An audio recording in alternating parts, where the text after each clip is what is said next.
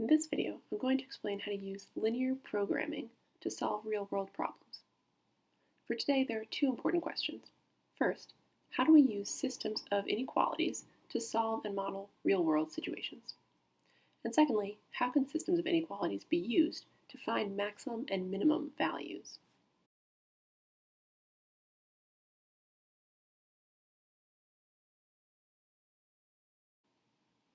Firstly, what is linear programming? Linear programming is an approach you use if you have a relationship, a quantity, some situation that you want to model using a function. And that situation has some constraints, some limits put on it that are expressed using linear inequalities. The function we're talking about might be related to profit, how much money you can earn, and the constraints might be related to how much you can produce, how much you can sell, how much time you have, those kinds of things. So that whole situation, the approach we use for it, is called linear programming.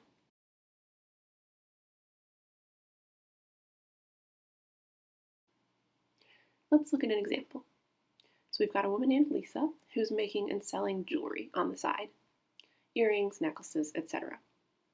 So she sells them, and for the earrings she earns $15, and for a necklace she'll earn $20.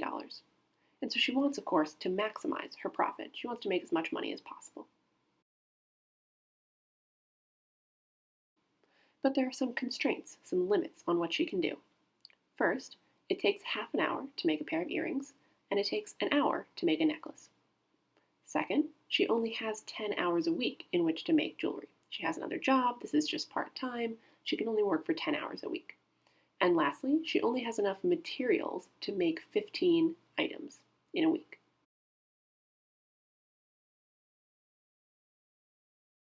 So the question is, how many earrings and how many necklaces should Lisa make in order to maximize her profits?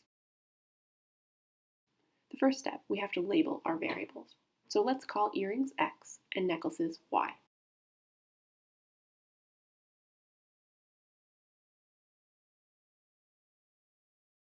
Next, we'll look at those three constraints. We want to write them as linear inequalities. So, for example, we can see that it takes half an hour to make an earring and an hour to make a necklace. So we can write that as 1/2 times X and 1 times Y added together.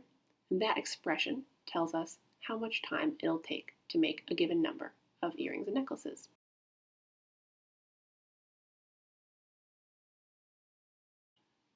So we've got a 1/2 X plus 1 Y, and remember that expression represents how much time Lisa spends making jewelry, which will vary depending on how many of each type of item she makes. And remember also, she only has 10 hours a week to work, so 1/2 X plus 1 Y, that sum can't be more than 10. She can't spend more than 10 hours working. So we can use the less than or equal to symbol to make this into a linear inequality that represents that fact. So that's our first constraint.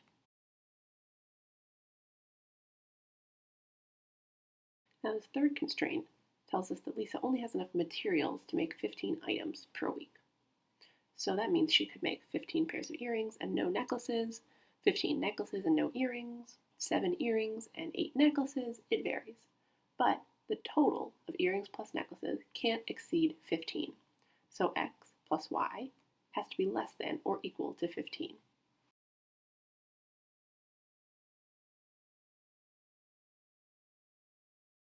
Now we've got our constraints written as two linear inequalities. We want to convert those to y equals mx plus b form, so it'll be easier to graph. So the first one will become y is less than or equal to negative 1/2 x plus 10, and that's graphed here in blue.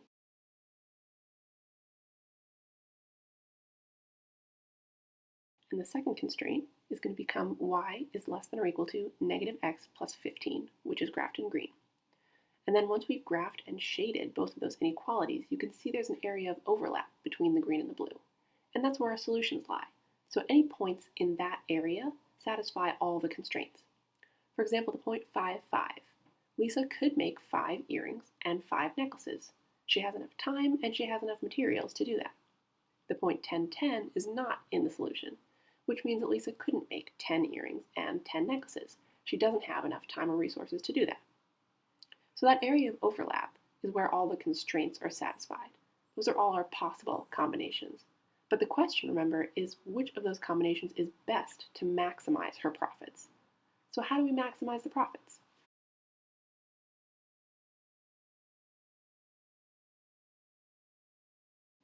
Remember that Lisa gets $15 for a pair of earrings and $20 for a necklace.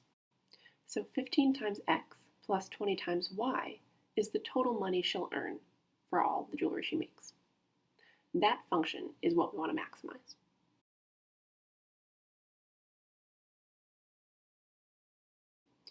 Now, of course, we can't test this function at every single point inside this shaded area of solutions. That's impossible.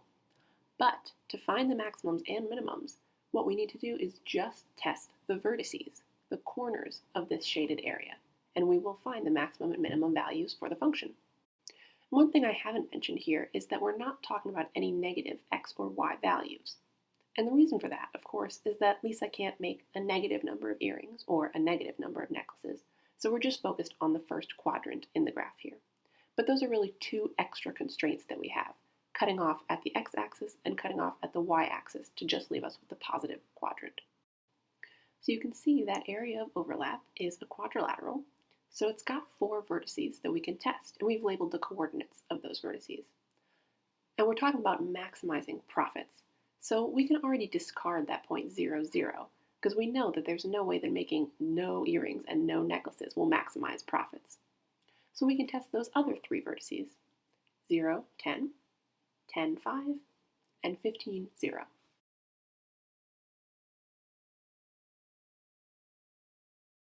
So we'll take those 3 points, we'll plug those x and y values into the profit function, 15x plus 20y, and then we'll evaluate the function for those 3 points. So we can see that the values that yield the greatest profit of $250 is 10, 5. X is 10 and y is 5. So that means that point 10, 5 is where our profit function is maximized. So 10 earrings and 5 necklaces is the best option for Lisa to maximize her profit. So this is a key idea. I mentioned before that we only need to test the vertices of the shaded region. So once we've set up our constraints as linear inequalities, we've graphed the system, we've found the solution of that shaded area. When we want to maximize or minimize a function, we only have to test the vertices, the corners of that shaded region. If we test the vertices, we'll always find the maximums and minimums of the function.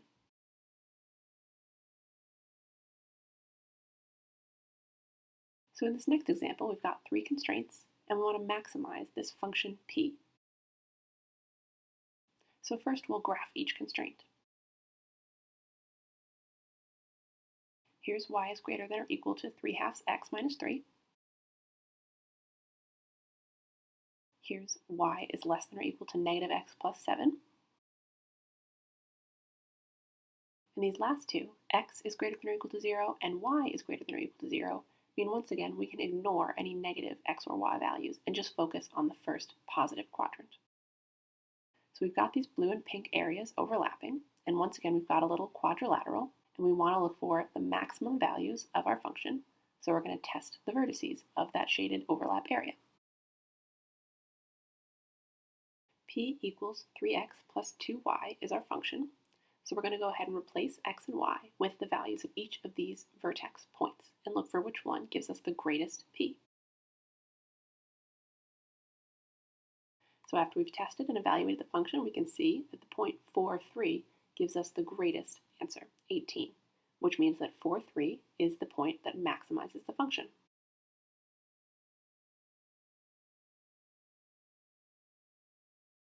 So now to wrap up, let's go back to those 2 questions from the beginning of the video. First, how can we use linear inequalities and systems of inequalities to represent real-world situations? Second, how can systems of inequalities be used to find maximum or minimum values? I hope that now, after watching the video, you've started to understand how linear programming can be applied to real-world problems. If you want to see more explanation, if you want to go deeper, or see more examples, please feel free to reach out to me. That's all for now. Thanks so much for watching and have a great day.